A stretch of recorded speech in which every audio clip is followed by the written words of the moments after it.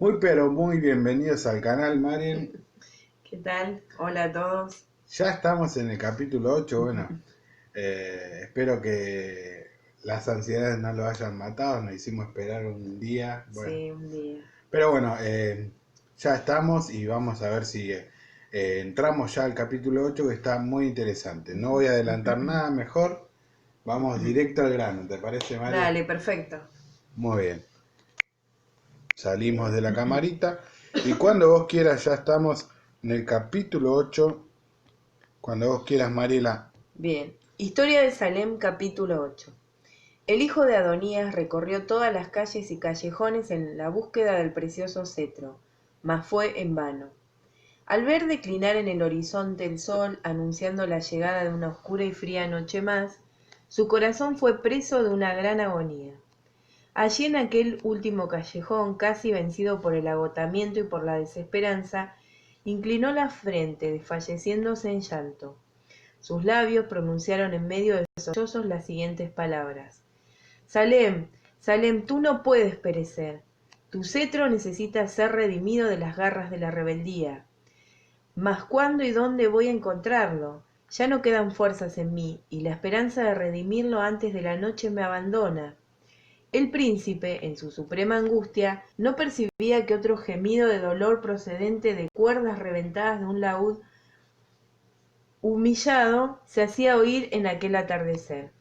Súbitamente el débil gemido penetró sus oídos, reanimándolo con la certeza de que el gran momento de la redención había llegado. Secándose las lágrimas, reunió las últimas fuerzas corriendo en dirección de una pequeña casa situada sobre un monte, de donde parecía venir el sonido. Al dirigirse a la puerta entreabierta, se detuvo al contemplar una escena contrastante, de humillante esclavitud. Samael, envuelto en un manto sucio, castigaba el cetro de Salem. Tanto el joven como el cetro se hallaban tan desfigurados que no quedaba en ellos casi ningún rasgo de la gloria perdida. Aquel cetro, sin embargo, ciertamente arrasado como estaba, era muy valioso, pues en él yacía el sello del dominio de Salem. Bueno, acá es muy interesante parar ya y ver que esta parte prefigura a al estado en que la humanidad estaba cuando Cristo llegó para resolver este drama universal, ¿no? En, en lo que se había profetizado ya desde los tiempos de Adán, la aparición de una persona que iba a tomar el lugar de toda la humanidad. Entonces es muy interesante ver que acá como esta imagen que acabamos de tener de Samael desfigurando, figurándose a sí mismo y también desfigurando el laúd, es la humanidad siendo aniquilada en cuanto al conocimiento de su origen y realmente había muy poco vestigio de la verdad en la humanidad cuando Cristo vino. Y eso hizo que su pueblo no lo reconociera también como Mesías, porque había muy poca noción verdadera de cuál era el propósito del Mesías. Entonces, esto también fue por el trabajo que Lucifer o Satanás hizo en la humanidad para que la humanidad no creyera y no entendiera tampoco de por qué necesitaba un Mesías, un redentor, un redentor. Entonces, esto es muy importante aclararlo. Seguimos con el relato. Quedamos en el verso 6. La contemplación de aquel que había sido su mejor amigo y de aquel cetro idealizado como símbolo de toda armonía, en tan trágica condición, conmovió profundamente al príncipe, haciéndolo llorar en alta voz. Solamente hasta entonces el súbdito rebelde percibió su presencia indeseada. Estremecido se levantó y lleno de ira le preguntó: ¿Qué es lo que te trajo a Sodoma? Indicando hacia el cetro dañado, Melquisedec exclamó: La gloria de Salem está destruida. Con una carcajada, Samael se burló de su tristeza diciendo: Ahora yo soy el rey de Salem. Vosotros, que sois fieles al pergamino, os convertiréis en mis esclavos. Sin darle importancia a las palabras de afrenta de Samael, el príncipe, movido por una angustia infinita, le dijo: Samael, Salem está herida por tu traición. ¿Por qué cambiasteis tu hogar de justicia y amor por este valle de injusticia, odio y muerte? Ahora, si no deseáis volver arrepentido a Salem, devuélvele el cetro. Fue para redimirlo que, menospreciando todos los peligros, descendí a este valle hostil. Conociendo el propósito del príncipe, el rebelde se llenó de rabia y, cerrando los puños, le dijo: Yo te odio, Melquisedec. Habiendo dicho esto, lanzó el cetro al suelo y, pisoteándolo, agregó: Tengo deseo de hacer lo mismo contigo. Delante de esta afrenta, el príncipe no sentía ningún temor, sino compasión. Transportándose al feliz pasado, se acordaba de los momentos felices en que tenía siempre a su lado a Samael. Él era un joven puro y humilde de corazón. ¿Por qué había permitido ser esclavizado por la ilusión del orgullo y del egoísmo? Cuán doloroso era ver a aquel joven que, por su belleza y simpatía, había sido honrado por encima de todos los súbditos, ahora arruinado por la codicia. ¿No había sido acaso el sueño del príncipe tener junto a su trono glorificado a aquel a quien él consideraba el más preciado amigo? Esta tragedia le hería el alma. No obstante, la triste condición del cetro lo afligía aún más, pues éste había sido hecho como el símbolo de toda la armonía, y estaba siendo destruido bajo los pies de la ingratitud. Sorprendido de no ver en los ojos de Melquisedec ninguna expresión de temor, sino de piedad, Samael se sintió frustrado en sus afrentas que tenían como objetivo amedrentarlo, llevándolo a desistir de su misión. Ante la digna postura del príncipe, que en silente dolor lo contemplaba, se sintió avergonzado. Esa debilidad, sin embargo, fue desterrada por el orgullo que dominaba su corazón. Comenzó entonces a planear algo terrible para humillar y herir al príncipe, haciéndolo sufrir todavía más. Con escarnio le dijo: El cetro de Salem podrá ser tuyo, si consigues pagarme el precio de su rescate.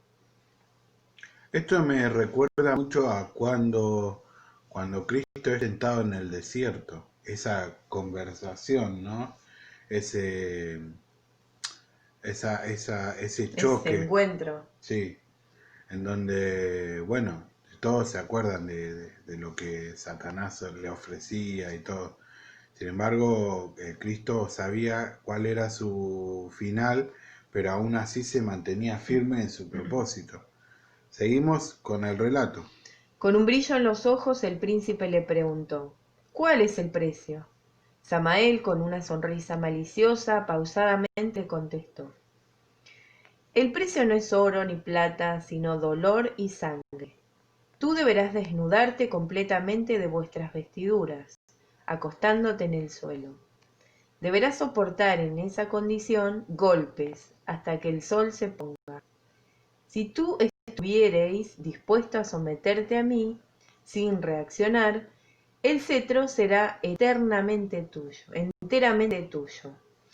Estremecido ante tal cruel propuesta, el hijo de Adonías miró hacia el sol que reposaba distante sobre una nube. Comenzó entonces a trabar una intensa lucha en su corazón. Al principio, el horror del sacrificio casi lo dominó, animándolo a retirarse, pero el pensamiento de ver a Salem esclavizada por la rebeldía lo condujo finalmente a la decisión de pagar el precio del rescate, entregándose al humillante sufrimiento. Habiendo tomado la firme decisión de rescatar el cetro, el príncipe tiró las vestiduras colocándolas sobre una piedra. Se acostó enseguida en aquel suelo frío, con la frente vuelta hacia el poniente. Sin piedad, Samael comenzó a azotarlo, haciendo uso del propio cetro como instrumento de tortura. Gimiendo por el dolor de los golpes que lo hacían sangrar, el príncipe mantenía la mirada fija en el sol, que parecía detenerse sobre la nube. Acá es muy interesante ver que Satanás usa la misma humanidad para destruir a Cristo, al igual que Samael utiliza el laúd para el castigo y la tortura, ¿no? Entonces es muy interesante ver cómo esto también se ve prefigurado y bueno, encaja con lo que aconteció con Cristo, ¿no? Así que es muy interesante ver esta parte y pararnos ahí también, ¿no? ¿Seguimos? Aturdido por el dolor, contempló finalmente el sol pronto a ponerse. Alentado por la victoria que se aproximaba, murmuró en voz baja: Salem, Salem, de aquí a poco tendré en mis manos tu preciado cetro, que en mis manos se convertirá en un instrumento de justicia y paz. Oyendo la promesa que el príncipe hizo entre gemidos, Samael le vociferó con furia: Tu sufrimiento no traerá ningún amanecer para Salem, pues tus manos jamás serán capaces de tocar en el cetro. Después de hacer esa afrenta, Samael se posesionó de una piedra puntiaguda, preparándose para asentar los últimos golpes. Mientras pensaba en la feliz victoria de Salem, Melquisedec sintió su brazo derecho siendo comprimido por los pies de Samael. Siguiendo a este crudo gesto, un golpe que lo hizo contorsionarse en agonía. Su mano había sido cavada cruelmente, comenzando a brotar abundante sangre de la herida abierta. Esa misma violencia fue descargada después sobre su mano izquierda. No soportando la agonía causada por esos desgarradores golpes, el hijo de Adonías, ensangrentado, se sumergió en las tinieblas de un profundo desmayo. Muy interesante ver cómo, claro, para un músico, imagínate, Sí, que le golpeen, destruyan la mano, ¿no? que les destruyan las manos y... terrible. O sea, es algo muy simbólico también, ¿no?